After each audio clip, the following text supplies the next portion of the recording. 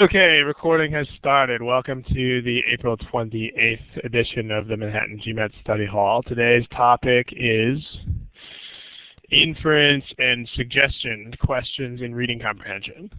So a topic that has been requested by quite a few of you in the most recent weeks. So good stuff. All right, here's what we're going to do. A quick note about the way this is going to have to proceed. That note is that because we're doing reading comprehension, we are unfortunately going to have to present a new passage with each question that we cover. So the result basically is that we're using short passages only so that the time management doesn't get out of control here. But we will have to present a separate passage with each question. But before we start, we need to go with the usual warnings. So let's get that out of the way. The usual warnings. Okay, first of all the stuff that you're used to hearing me say about what sorts of problems you should submit and what sorts of problems you should not submit. As far as what you should not submit, remember, nothing too general, nothing too specific, so please don't ask a question that amounts to the entire GMAT, like this question here, or a question that is much too broad of a topic area to really be a study hall, like this. But also, this is the more important point, please do not submit problems that are too specific. That's what the forums are for. So if the question is one problem and you just want to know about a couple of answer choices, please do not submit those problems here. Please submit them to the forum. That is the purpose of the forum, is to answer specific questions of that type.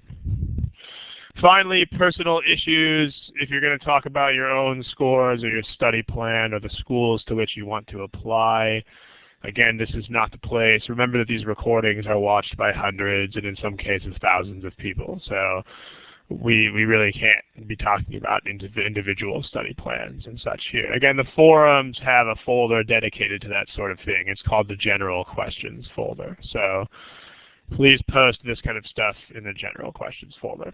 As far as what you should submit, topics of intermediate depth, like this, or this is another one. This is a nice topic of intermediate depth. It's not all of reading comprehension at once, which would be sort of ridiculous, but it's also not one question. It's a nice middle value. It's a nice focused topic, which is good for the study hall. Alternatively, if you're going to submit a specific problem, as long as there's some sort of more general question that's pertinent to it. Because if you're just submitting one question, again, that should go on the forum, not here. But if you tie it into a more general query, then we'll consider it. Finally, most importantly, no OG problems. In the last 2 weeks, about half of our submissions have been from the official guide.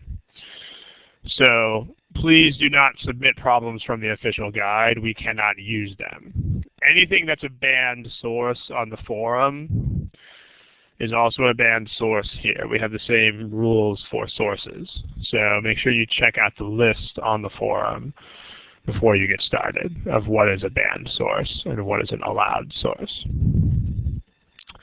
Finally, please check the archives before you post. So if you're submitting a topic that has already been covered, please check first to make sure that's not the case. We've done about 30 of these study halls by this point, I think more than 30 by now. So there are a lot of things in the archives. So please check first. For example, we've done Strength and Weaken as a dedicated session already. We had a couple people asking about that. Just check the archives. Strength and Weaken is in there. We had a couple people asking about data sufficiency and coordinate geometry. We've actually done 2 sessions on that, among other things. So please check to make sure that we haven't already covered your topic of choice. So those are basically the rules. Again, not too specific, not too general, no personal issues, and no OG problems. And finally, check to make sure we haven't already done it. Smiley face if you understand these rules and are ready to get going. Okay. All right, so again, today's topic is inference questions and reading comprehension. So let's talk about what exactly is an inference in terms of these questions. And in order to discuss that, let's invoke the following example, which is not from the official test, but will help us get grounded in the right sort of way here. So here's an example. Smith has eaten at restaurant X 20 times this year, paying an average of $50 per plate, paying at least $50 per plate every time. 19 of those times, Smith has eaten seafood, paying an average of $75 a plate. So draw the conclusion or inference. I'm going to give you polling buttons in order to do this. Let's see where you guys are with this. What you should see right now is you should see this underneath the names in the top left corner of your screen. You should see polling buttons that say A, B, C. So instead of 1, 2, 3, these are A, B, and C. Go ahead and give me an answer as to which of these you think are inferences. So A, B, or C. Let's see where you guys are at.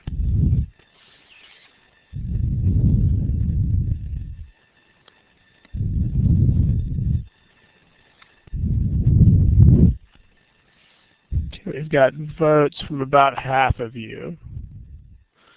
Everybody give me something again so that we know where you guys are. See if we're on the same page.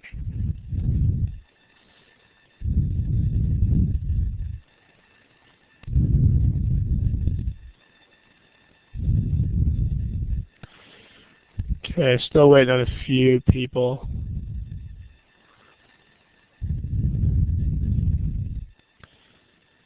Okay, here are the class results.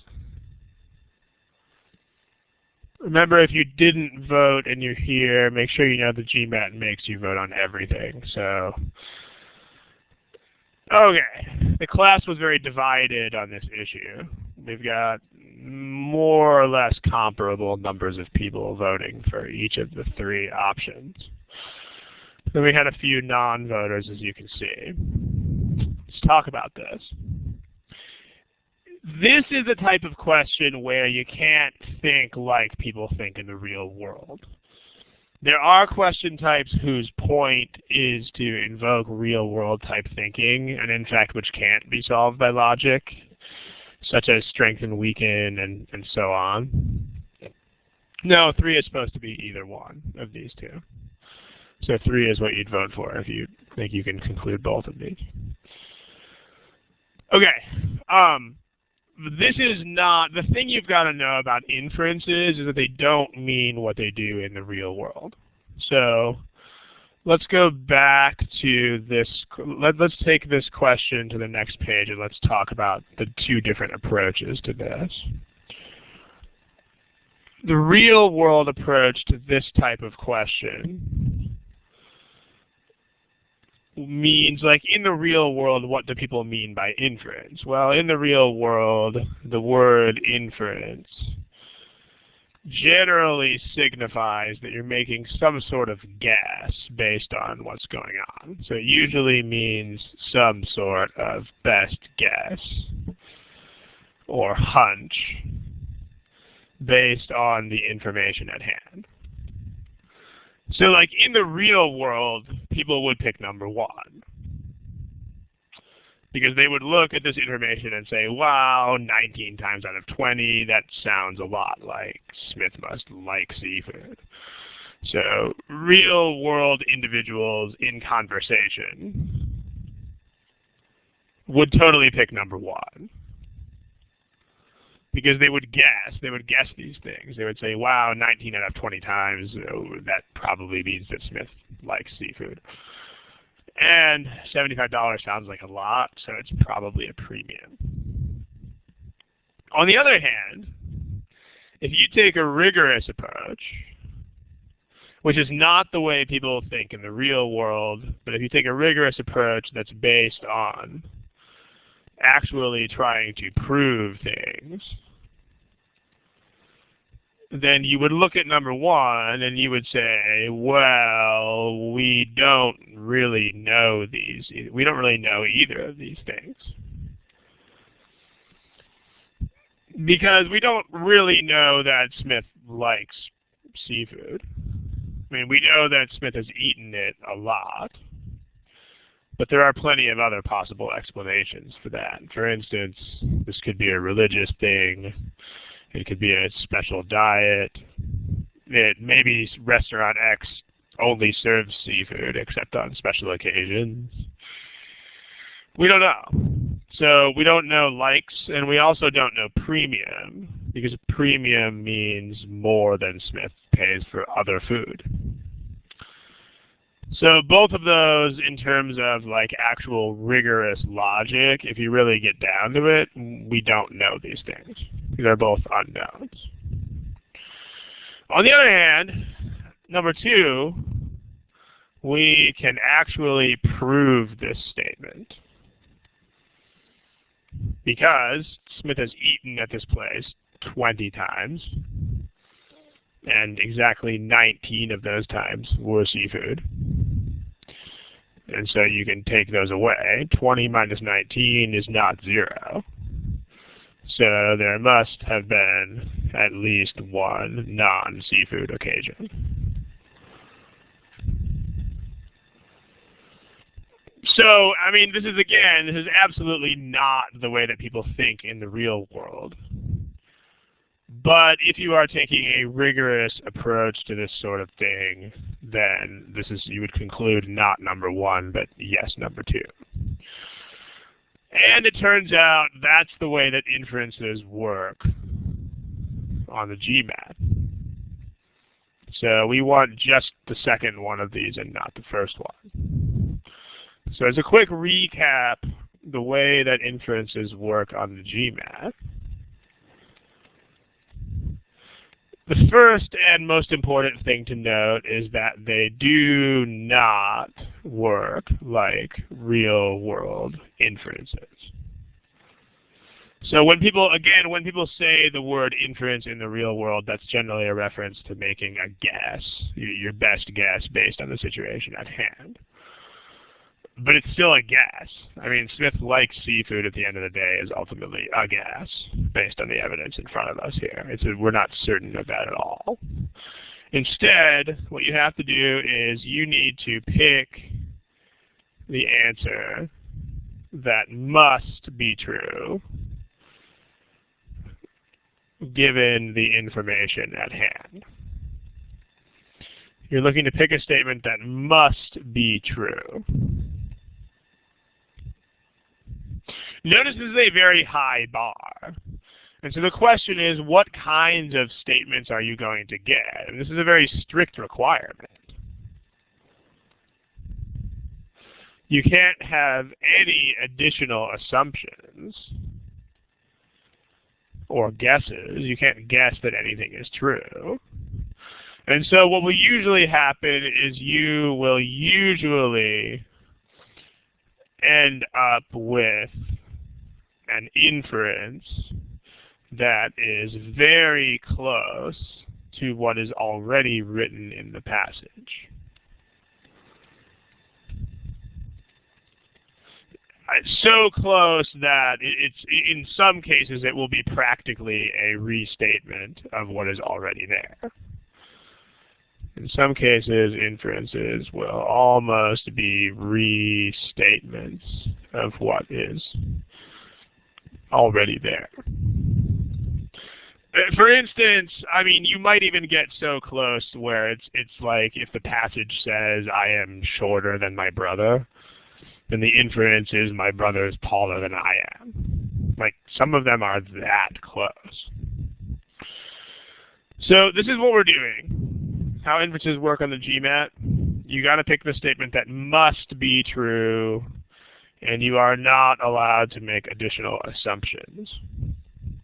And so what that means in practice is that you usually wind up with something that is very close to the given information. In fact, I bet that more than a couple of you might have rejected answer B because you thought we already knew that. But that's kind of what inferences are. So just remember that it's not like real-world thinking. Okay, there are other question types that require real-world thinking. But these don't allow it at all. I mean, let's talk for a second, before we look at some real GMAT inferences, let's talk for a second about the purpose of this test. Why does the test work the way that it does? Because knowing this can help you get a window into why the test is constructed the way that it is. So how the different types of questions on RC and CR function. Imagine that there's a spectrum of learning here. Or a spectrum of processing questions, a spectrum of thinking about these things, where on one side of the spectrum you have very real-world type thinking. And on the other side of the spectrum you have very much like formal logic, which is nobody really thinks with formal logic in the real world. So these are pretty much opposed to each other. You know, when we're in real world thinking, we're talking about making reasonable assumptions or most probable assumptions. And, you know, taking the most probable guesses based on the situation at hand, etc. As opposed to formal logic where you literally do not assume anything outside of what is given. And you have to, you do not use common sense or most probable interpretations. And instead, you seek to actually prove things. One or the other. And I mean, the point that I'm trying to make here is that the question types that you encounter in reading comp and in critical reasoning they're not in the middle of the spectrum. They're very much on the extremes of the spectrum. So each question type is on an extreme of this spectrum. For instance, we've talked in previous sessions about main idea questions. Main idea questions are over there way on the left. They're very much real world thinking. So those are over here, main idea questions. In reading comp, there's also the author's purpose type question. That's in here as well. In critical reasoning, you have strength and weaken. You have explain the situation, etc. On the other hand, on the formal logic side of things, you have detail questions or according to the passage type questions. You have draw the conclusion questions, etc. The point is that most people try to go into this with a thought process that is more or less a mix of these two things. Like they're using this hybrid of formal logic and real-world thinking. The problem is that each question type is pretty much purely one or purely the other. Like you need to decide, or you need to know which question types demand which of these types of thinking, and think accordingly. Because if you take the wrong type of thinking into the problem, it's going to be disastrous. It's not going to work out well at all. Because if you take real-world thinking, if you take the questions that are supposed to be based on real-world thinking, those questions will not work with formal logic. So these above types of questions on the left here, these question types are impossible to solve with formal logic. They can't be done. If you take rules and formal logic into these question types, you will not succeed. It will be impossible. And similarly, if you take the question types that are listed over here, then these question types, you'll be misled if you try to use your real-world thinking on these question types by using real-world thinking on these question types. So really there's this issue of knowing exactly which type of thinking is relevant to which question type. So today we're talking about detail and inference questions. So we're on the right-hand side of the spectrum today. Remember, when you take the test, you have to basically be going back and forth constantly between the left and right-hand sides of this spectrum. Because that's what this test is all about. The test is trying to weed out people who are stuck in one mode of thinking or the other. For instance, we get a lot of candidates on the forums and such who try to approach every single question type with formal logic, and who don't really use real-world type thinking. I mean, remember what this test is ultimately for. It's a management test, and you don't really want managers who only think in terms of rules and memorization and logic. So the test, as a result, also contains a large number of real-world thinking type questions, especially on critical reasoning. But at the same time, you also want to make sure that your best candidates are also detail-oriented when necessary. So as a result, there are also a fair number of questions that are based on details and are not just based on large-scale thinking. It's a combination of both. But the test wants to make sure that candidates can think on both sides of the spectrum. They want to make sure that you can use formal logic when necessary and get down to the nitty-gritty of the details. But they also want to make sure that you can use real-world thinking when necessary. So the point here, there's 2 points to make. The first point is that today we are over there on the right. Very much so. But then on other question types, you are all the way over to the left. And the art here lies in knowing which side of the spectrum you are on at any given point. So questions about this before we start diving into some problems here. If anybody has questions, go ahead and type them in the text box. Nishant K, I've noticed you've had text in your text box for the last like 5 or 10 minutes. So if you have a question, please type it. If not, please erase the text. Otherwise, if you have questions, please ask them, or else we will move on to a real question. Okay, cool. Let's do it. So I've given you multiple choices A through E. Again, we have to supply you with a passage. So I've tried my best to make this big enough to read, but this is from GMAT Prep. So here's what we're going to do. The passage is up here. I'll give you about 4 or 5 minutes for the combination of the passage and the question. So if you want, you don't have to read the whole passage. Because remember that the answer to the question, remember that these are not based on, so before we start here, let me just make the following comment. How we're going to make this work, what we're going to do. Number one, each question will be presented with a passage. Okay, remember, we're only doing inference or suggestion questions, which are basically the same thing.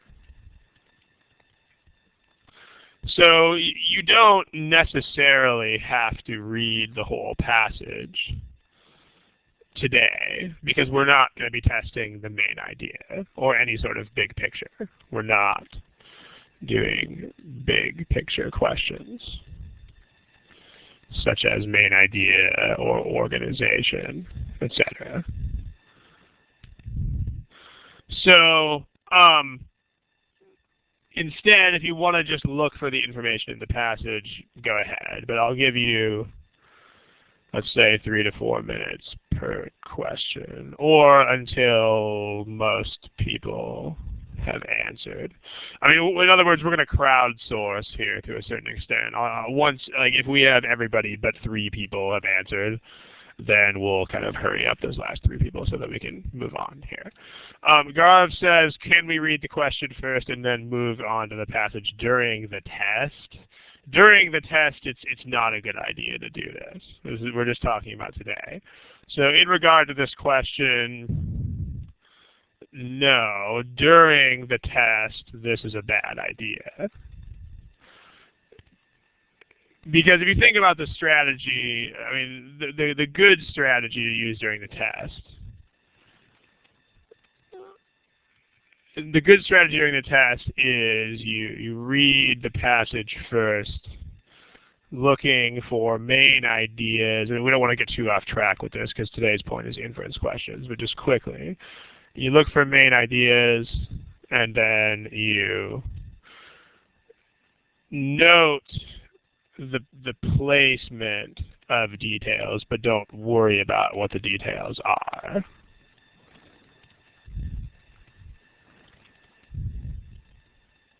So, I mean, the advantage of this, the bad strategy is read the question first, then go back and find it. I mean, let's explain why this is a good strategy and why this is a bad strategy. This is a good strategy because if you get a main idea question, you'll know the main idea already. And then if you get detail questions, because you've noted the placement of details in the passage, you're going to know where to look. So you'll save time in hunting because you already know where to hunt. Okay, on the other hand, this is a bad strategy because for main idea questions, you'll have to go back and read the whole thing anyway. So, and then the disadvantage here is that for detail questions, if this is your strategy, you will have no idea where to look. And so it will take you longer to find things.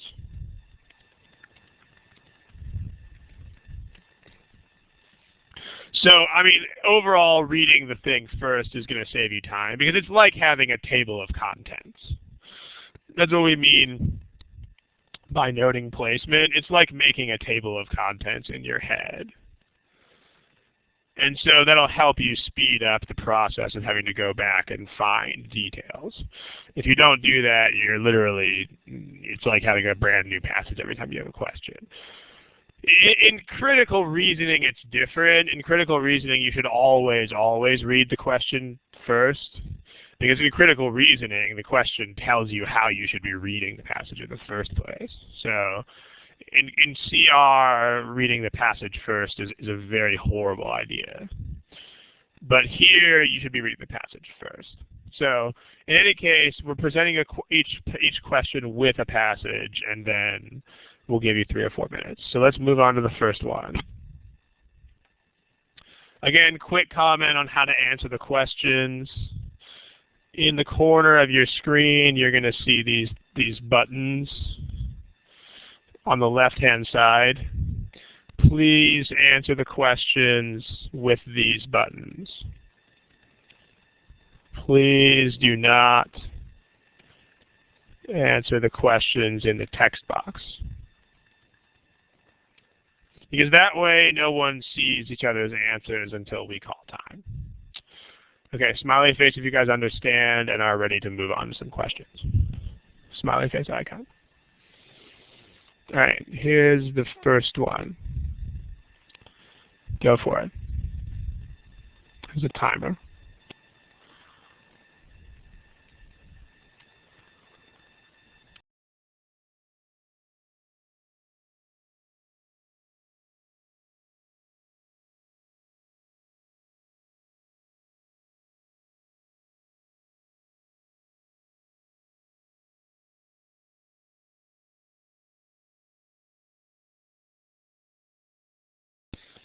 Okay, most people here have answers. We have a Carter at Nick, and we have a Christar who don't have answers. Everybody else does.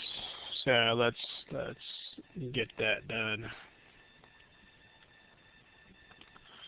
Okay, here are the answers from the class.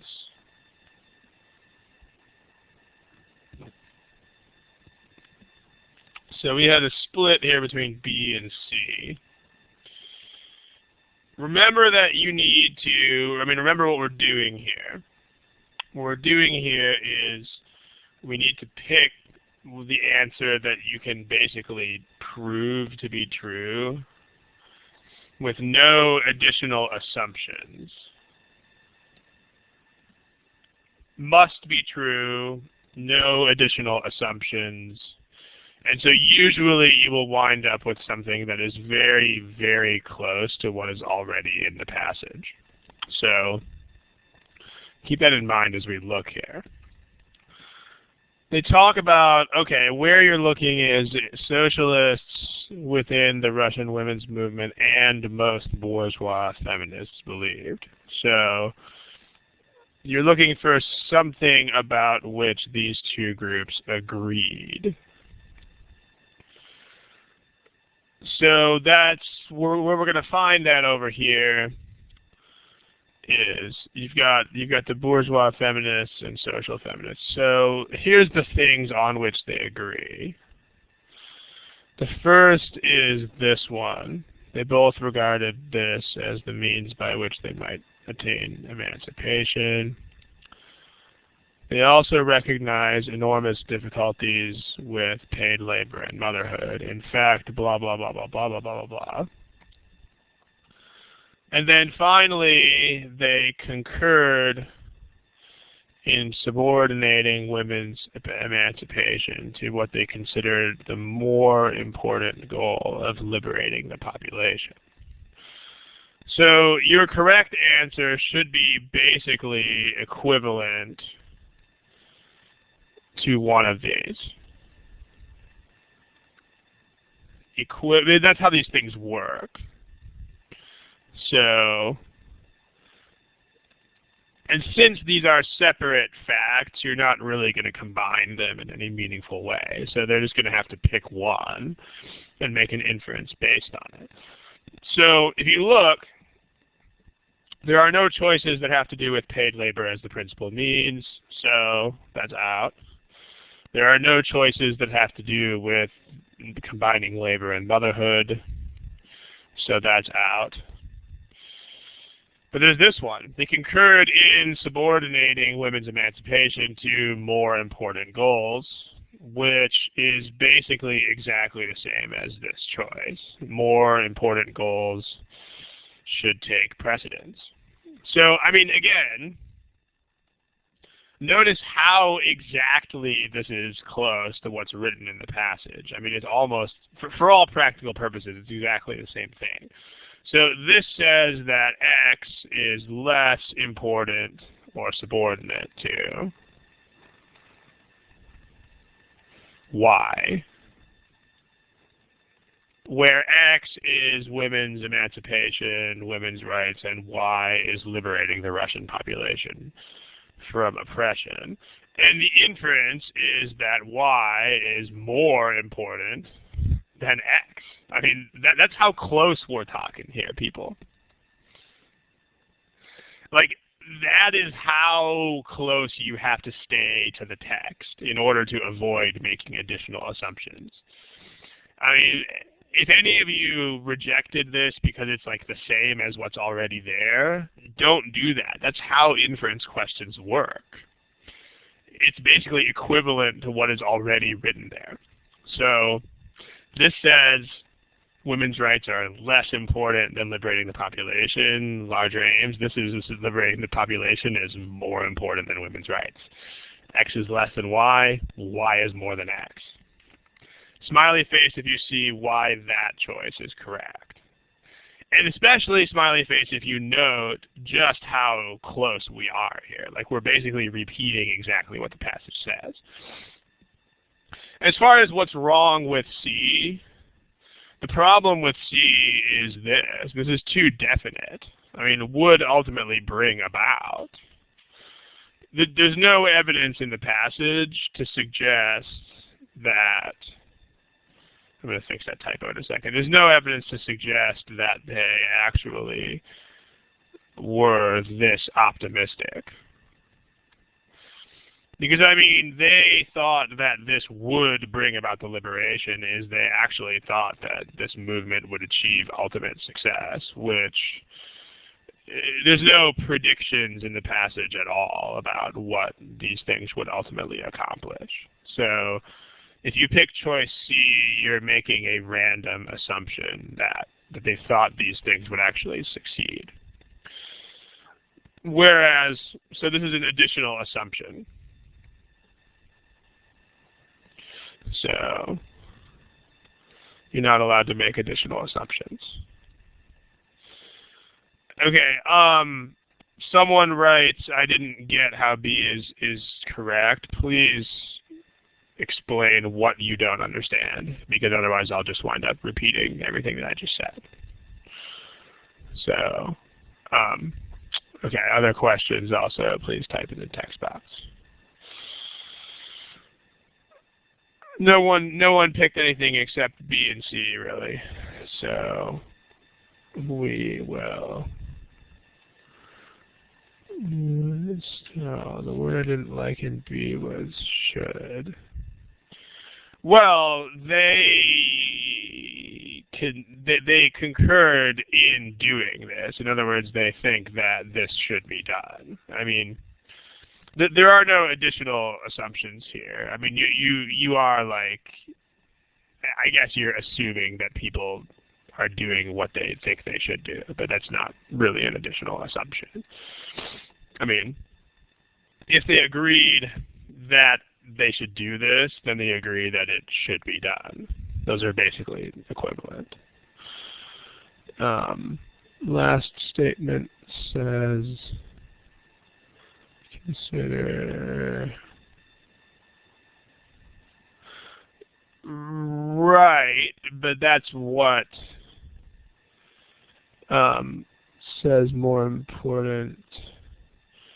Gaurav, no, it actually says the opposite of that. It says they concurred in subordinating this to these other goals. So subordinating it to other things means that it's less important, not more. So maybe you're reading the word subordinated incorrectly.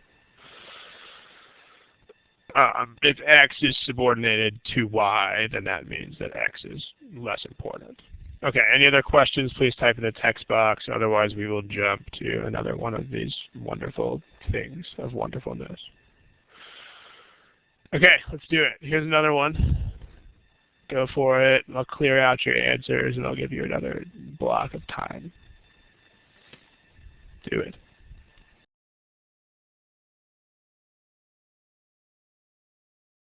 Blue line, and if anybody's wondering, the blue line has no significance. It's just something that was in a Word doc in which I compiled these things. So the blue line doesn't mean anything.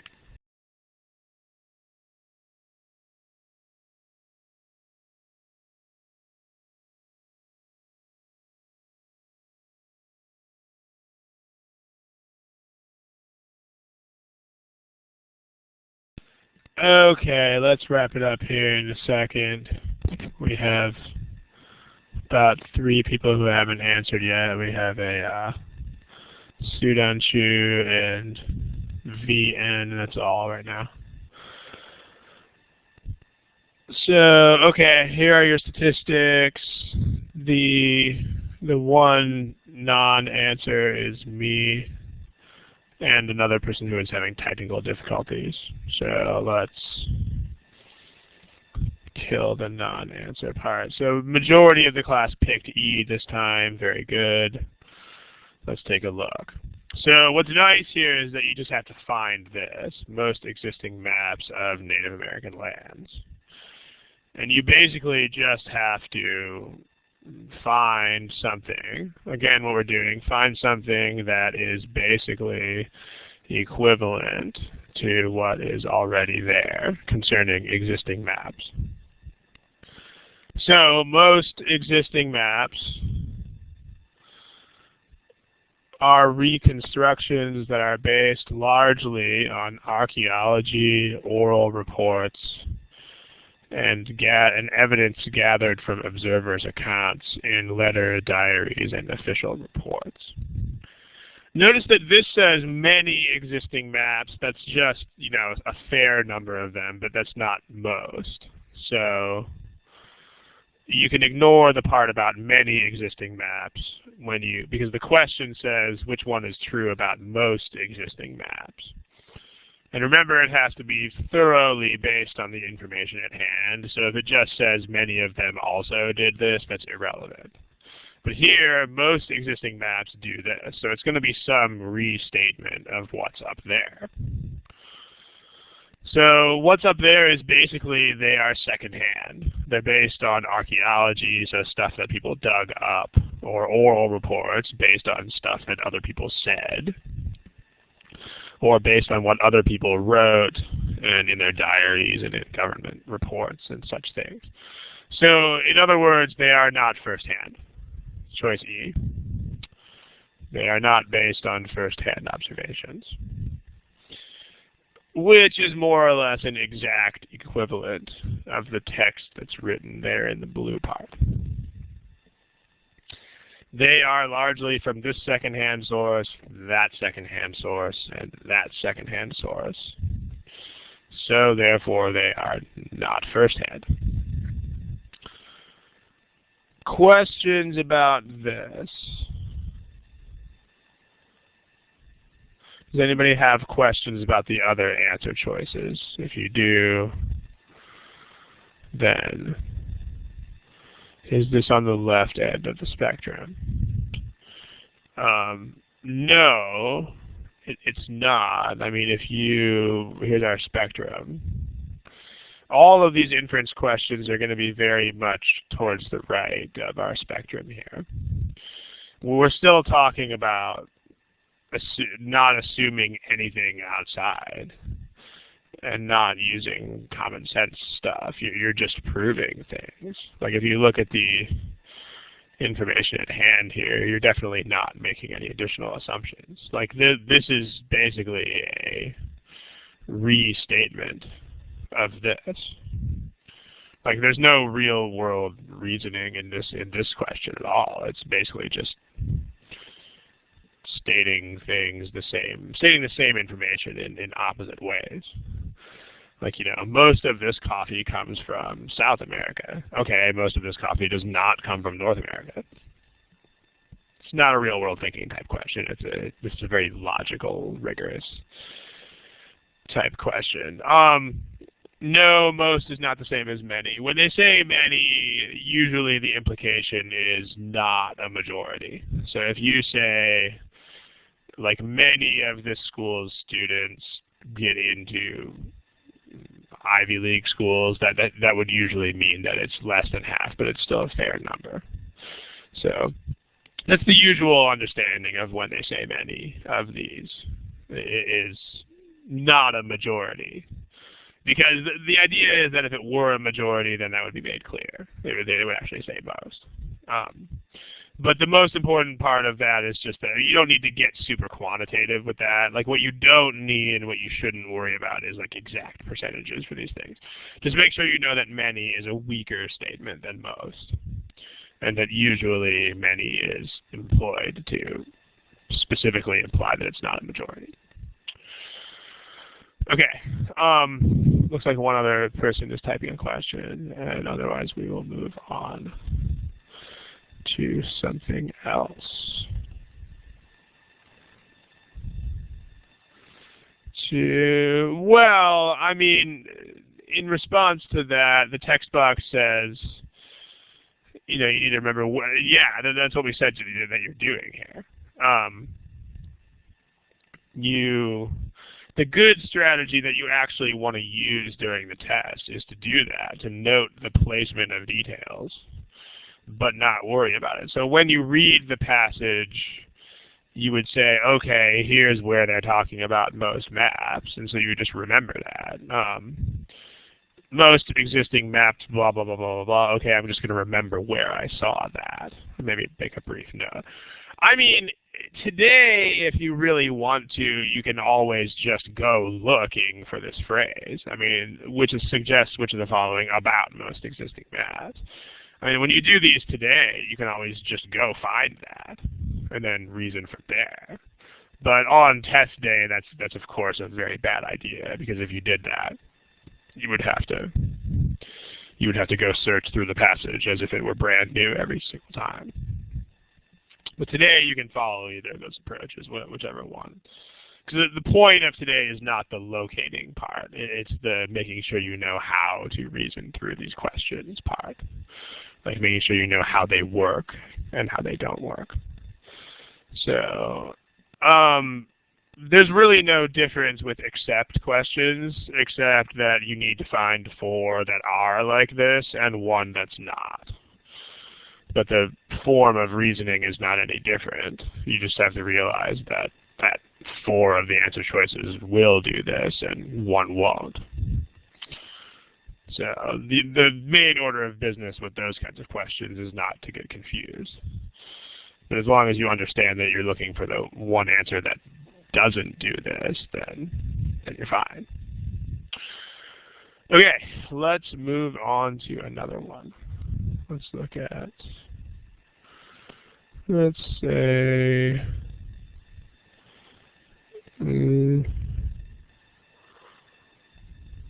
how about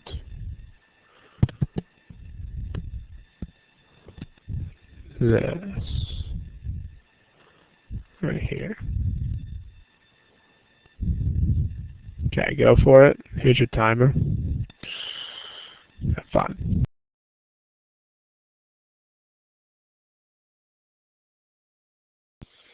Okay, ladies and gentlemen, let's pick answers, please.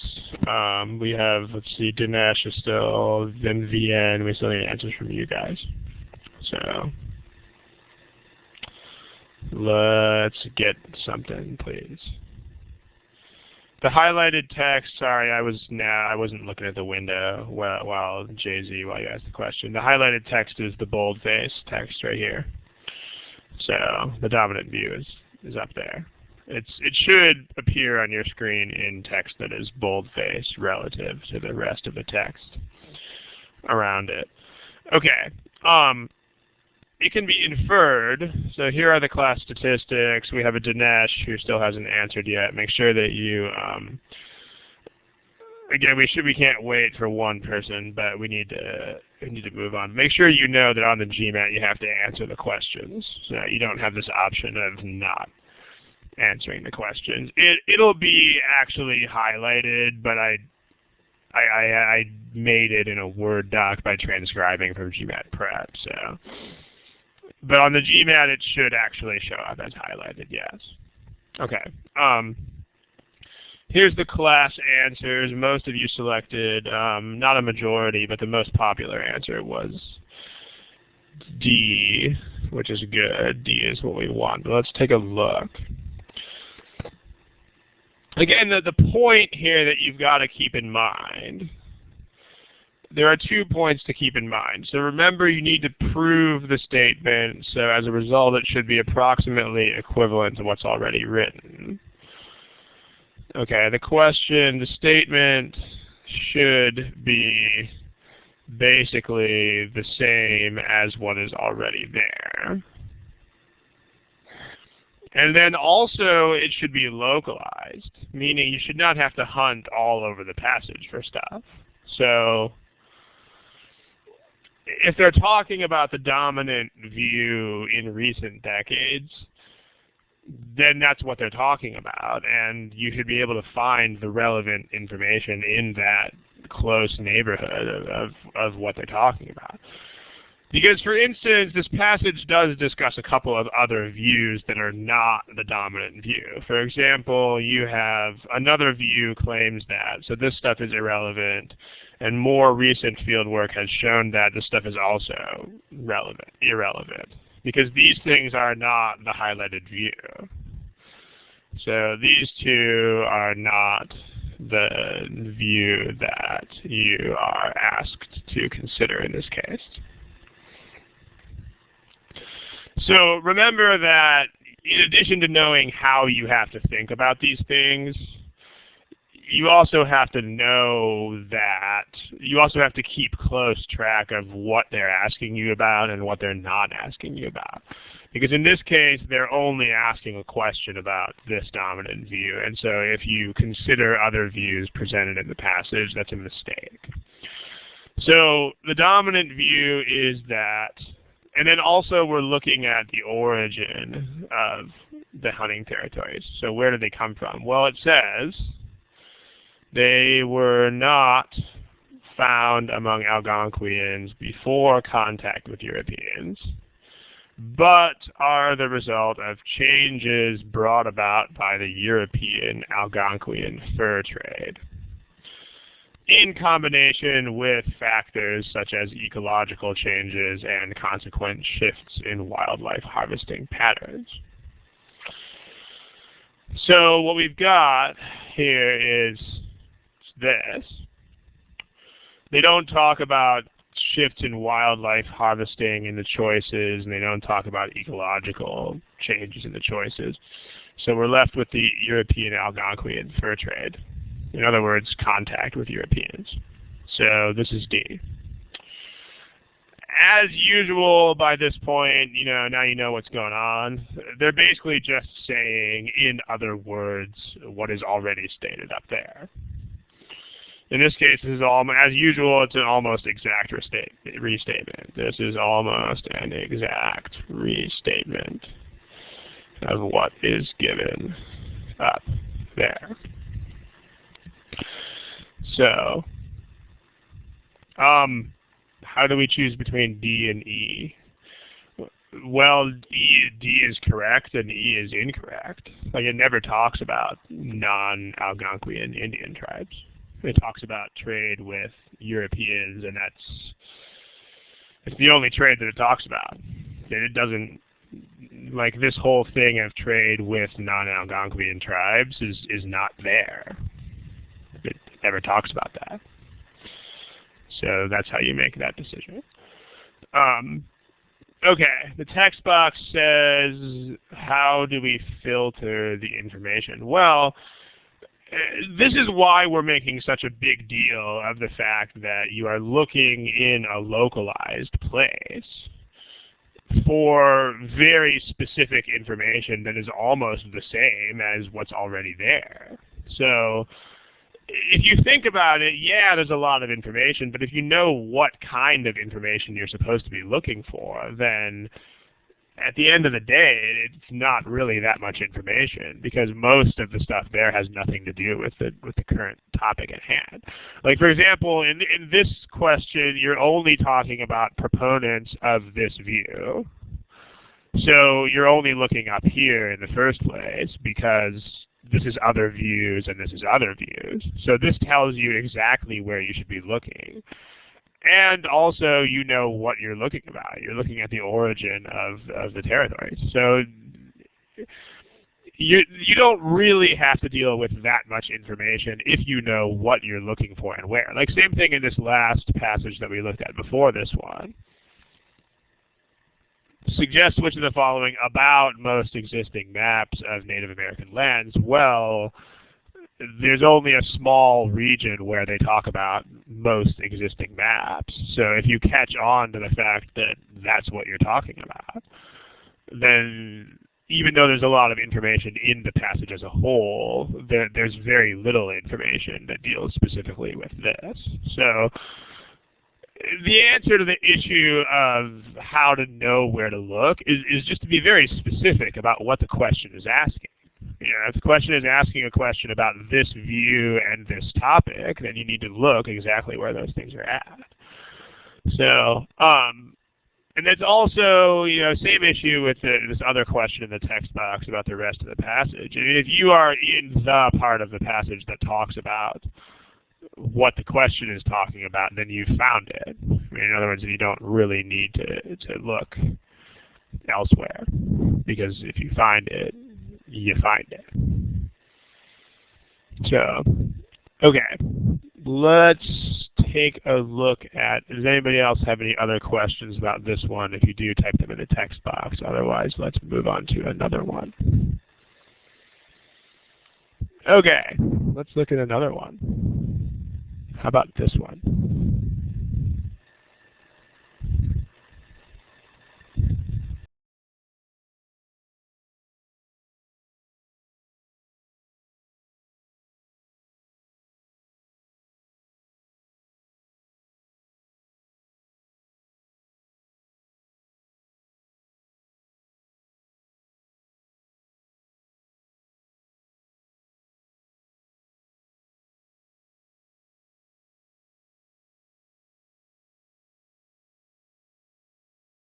Okay, I think everybody except Vasu has answered, so let's get an answer from Vasu. Vasu, Shri, there you go. Okay, here's the class answers, this time overwhelmingly in favor of the correct answer, so let's make this one a quicker discussion so that we can nail a couple more of these. So overwhelmingly B, that's what should happen. Let's take a look. You can infer, so basically infer as in prove, about women's relationship to politics. So you need to find localized information in the passage about women's relationship to politics. So women's relationship to politics is really not talked about for a very long time at all. It's discussed in exactly one place, which is at the very end of the passage. The only time where it discusses politics is down here at the very end. Clinging to the ideology of benevolence prevented these women from ever even attempting to gain true political power, because it implied a moral purity that precluded participation in them. I mean, there's some tough words in here. There's the preclude and you know, ideology prevented from it. It's not a super easy to read sentence. But what this means is that the women who held on to the ideology of female benevolence couldn't have political power. That's what it says. It says they were prevented from obtaining it. So this is basically exactly the same as answer B. I mean, what we have right now is, as long as they held on to this ideology, they could not have political power. So B says if they wanted political power, they would have to get rid of the ideology. Very true. Same thing. So how about that? As long as you don't have a microphone, you can't talk into your computer. Therefore, if you want to talk into your computer, you have to have a microphone. Very much the same thing. Well, it's both. The question is 19th century versus politics. I mean, the 19th century, I mean, they're both important, but what you have to realize in this case is that the entire passage here is about the 19th century U.S. Like, you have topic sentence way up here, this domesticity in the 19th century U.S.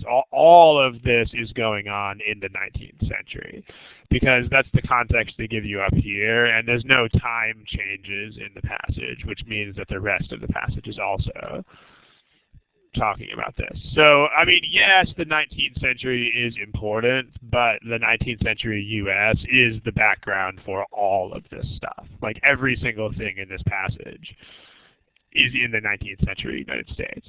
So your heart's in the right place, and in other passages that would matter. Like, if you had a passage where it shifted time frames a bunch of different times, then you would have to make sure you had your feet on the ground with respect to the time frame. And so you would have to make sure that you were talking about I mean, yeah, no, it's a valid point. I guess we sort of glossed over that here, but it's kind of like in this last passage that we looked at. This one, no, not that one. In this passage, we had 3 different views, and so you had to really make sure you were looking at the right view.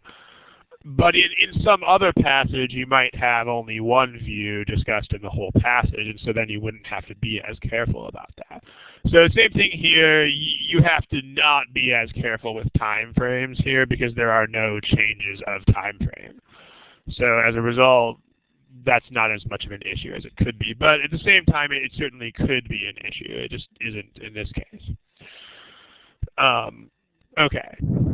Good deal. Any other questions about this best and primary? Where are you looking? Where do you see those?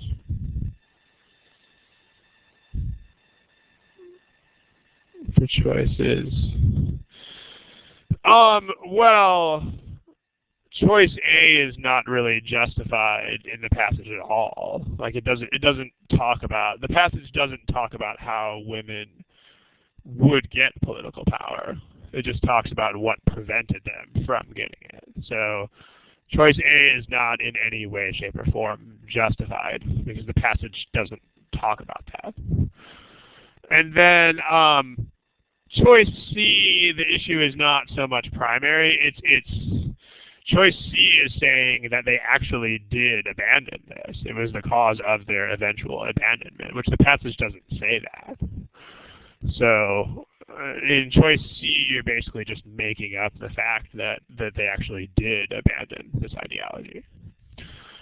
So no, I mean you could totally have choices in which, I mean, if the question is can you eliminate just because those words are there, then the answer is no, definitely not.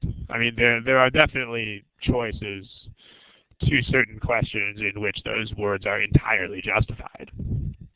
But here that's not the issue. The issue here is that we don't talk about any actual paths to political power at all. And the issue here in C is that we don't know that there was this abandonment in the first place. So there you go. But no, you cannot, there are no super quick fixes like that. There are no magic bullet type words that you can just look for and say automatically eliminate. It's not. Because it's reading comprehension. I mean, they really want to make sure that you do comprehend. And if the passage presents a statement that is extreme enough, then you may well have extreme choices that work. Okay, other questions? Otherwise, let's move on to another one. Okay, let's move on. Here's another one. This one, let me give you a little bit less time because it's shorter. So, go for it.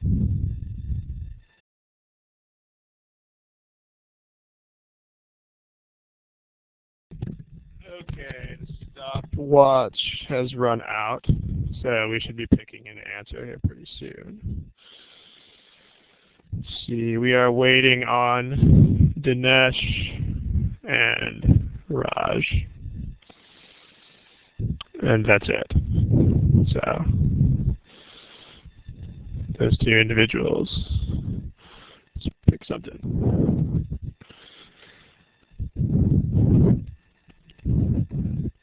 Okay, just Raj. So I guess we will, Raj, if that's you, make sure you know the GMAT doesn't allow you not to answer the problem. But here we go. Class answers, again, pretty overwhelming here. So I'm pretty sure you could get these in just about any order.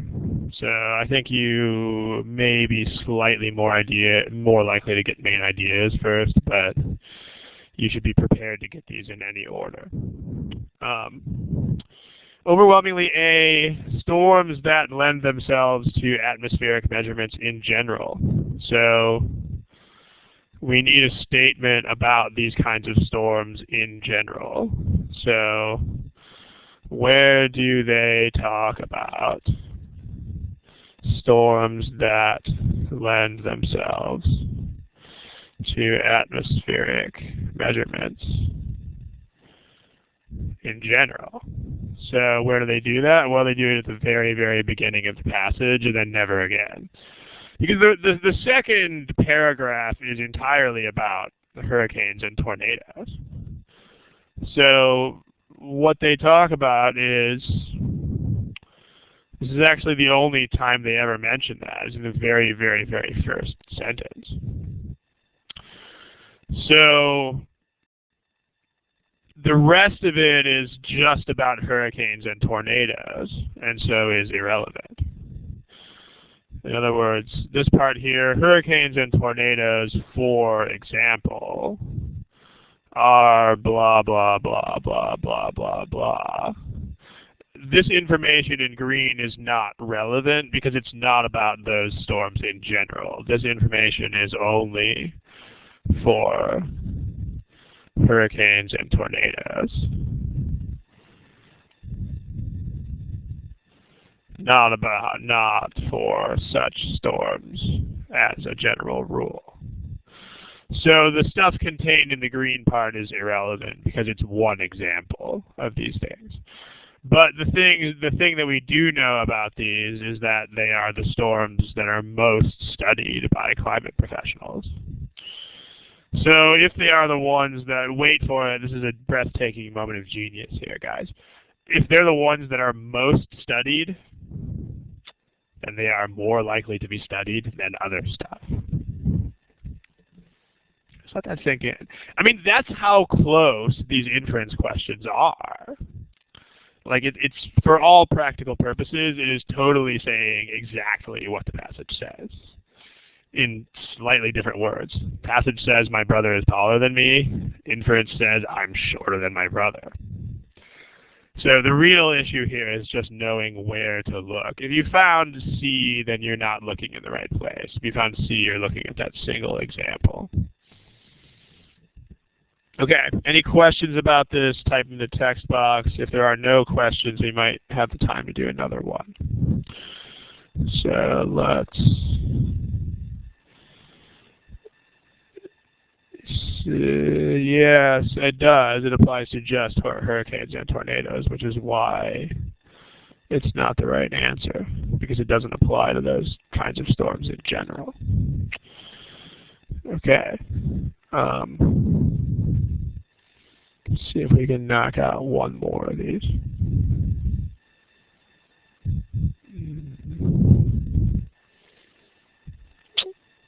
Okay, let's see. Let's do this one.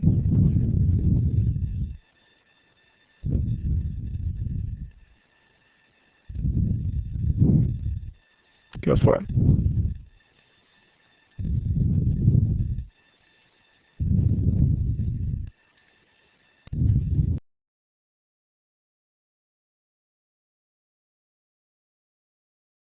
Okay, ladies and gentlemen, let's pick one. We're looking for Dinesh and the usual suspects here, Dinesh, Nishant, Raj. Remember, you got to stay within a certain time frame when you answer these things on the real test. So let's knock out an answer, even if we're not quite sure. Still waiting for Dinesh and Raj.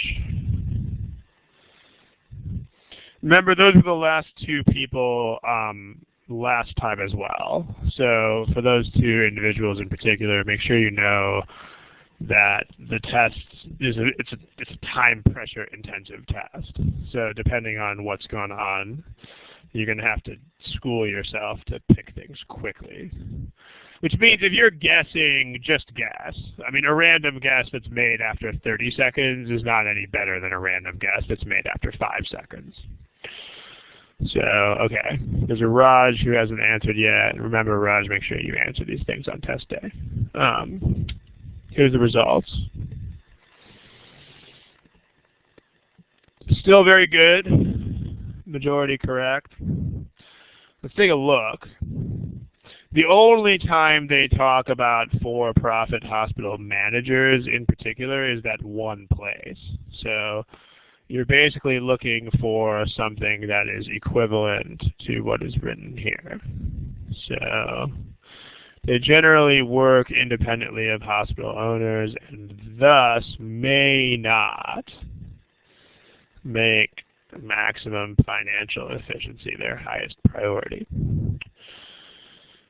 So what is the answers that people picked are mostly D and E. We can dispose of E pretty quickly because E actually contradicts what is written there. Like it says they may not always make efficiency their highest priority. So this is at least somewhat contradictory to what's written here. Because this is talking about how they may not really care about efficiency, whereas here it's talking about how they do. But there's also, this is may not, as one of our readers is pointing out up there. May not is not definite. So you can't really make any definite statements based on non-definite statements. Yeah, this is too definite to be based on statements about may or may not. So, there. All right, so if you, financial efficiency must not be the same as maximizing profits, because otherwise choice E would be self-contradictory. I mean, if these two things were the same, then choice E would be saying they don't prioritize X even though they want to prioritize X, which is not, that doesn't make sense. So those must be two different things. Okay. What about conversely mentioned before that line? Well, anything before that line is not talking about for-profit hospital managers, so it doesn't really matter what is before that line. But, okay, as far as D, they generally work independently of hospital owners and thus, I mean, the key here is this word and thus. That's showing cause and effect. Because they work independently, their decisions are and thus means the same as therefore or as a result. So their decisions are a result of working independently of the hospital owners, which is equivalent to saying that they make decisions that are independent of what the hospital owners want. So it's pretty much the same thing as what's here. The decisions may not reflect the priorities of the hospital owners because they work independently of them, and thus they come up with their own things, which are not the same things that the hospital owners would want. So,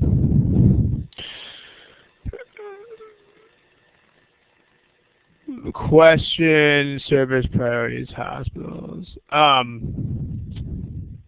Well, the decisions that they're talking about are, I mean, the entire passage is about services in the hospital industry. So the overarching context here is about services provided by hospitals. Like those are all of the decisions that the passage is dealing with here. The passage is about how hospitals make decisions about providing services in general. It's kind of like in that other example how the whole passage was about the 19th century, so it didn't have to say 19th century again. This is kind of the same thing. The hospital services is the context of the entire passage, and so as a result, doesn't need to be mentioned again separately. But again, it's a good point. It's good to make sure that you're looking for that in there. But in this case, that's justified by the general context of what's going on here. Okay, we need to wrap up pretty soon. But hopefully you guys have gotten something out of this as far as the general functioning of these questions. I mean, you've mostly learned the lessons that, let me just make a quick wrap up here of what we've learned. So we can, there are more of these on file. We might do more next study hall unless there are other pressing issues and such. But so what we've learned about inferences. The first thing is they are, in almost all cases, they are basically equivalent to what is already there. So you should look for restatements or immediate consequences of what is in there, of existing statements. Also look in a localized area based on the particulars in the question. Because remember what they're very, very specific about this. It's, you know, if they say which one of these things is true about the dominant view of whatever topic, then as soon as they go into other views, you're going to start getting tricked into wrong answers. So make sure you keep a very firm handle on exactly what are we talking about. And there you go. So no new assumptions. And that's the deal. But the most important thing is this. The most important thing is these answers are basically equivalent to what the question already says, or what the passage already says. Which is, to close and recap, which is, again, not at all the same thing as what inference means to normal people. So make sure you know this. I mean, we're operating under a very strange definition of inference here, which diverges sharply from what inference means to normal individuals. So you got to keep that in mind. Okay, let's wrap up. If you have any quick questions that are basically business oriented, then you can go ahead and ask those quickly. Otherwise, let's close up shop and go from there. All right, I'm going to kill the recording. Thank you for coming. Record.